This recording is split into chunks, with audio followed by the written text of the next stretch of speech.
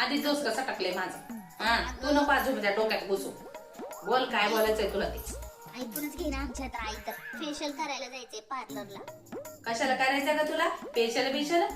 कशाला लागतंय तुला फेशियल बिशियल करायला? गप जा ना व शाळेमध्ये जायचं व यायचं.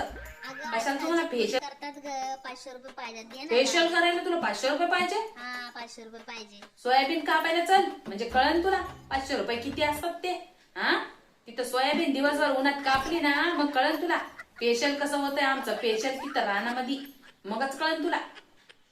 ओट सूट आले की मम्मी 500 रुपये दे, मम्मी 100 रुपये दे, मम्मी 100 रुपये दे, मम्मी 50 रुपये दे. काय झाडाला लागलेत की काय? की ग मम्मी आज काय करते सगळ्यांच्या मम्मी येतात अगं फेशियल. आता तर फेशियल करायचं म्हणली मग आता वॅक्स कुठं आलं वर्ड मधूनच. सगळ्यांच्या मैत्रिणीच्या मम्म्या देतात अगं आया देतात. तुमच्या काळामध्ये तुम्हाला सगळं मिळतंय म्हणून डोक्यावर बसताय तुम्ही लेकरं.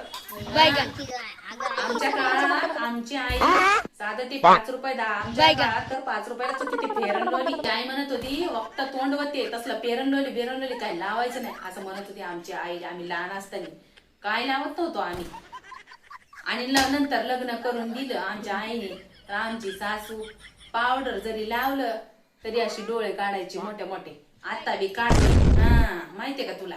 हा डोक्यावरचा जर हा पदर जर नक्कर जर असा इकडे जर गेला तर म्हणते की हा पदर इकडं कसा काय चाललाय. हा इथं राहत नाही का पदर अशी म्हणते. म्हणून हे असं आम्हाला असं कवून ठेवावं लागते पदर. हा तुमचं बरं आहे का पोरीचं पॅन्ट घातलं टॉप घातलं पळालं.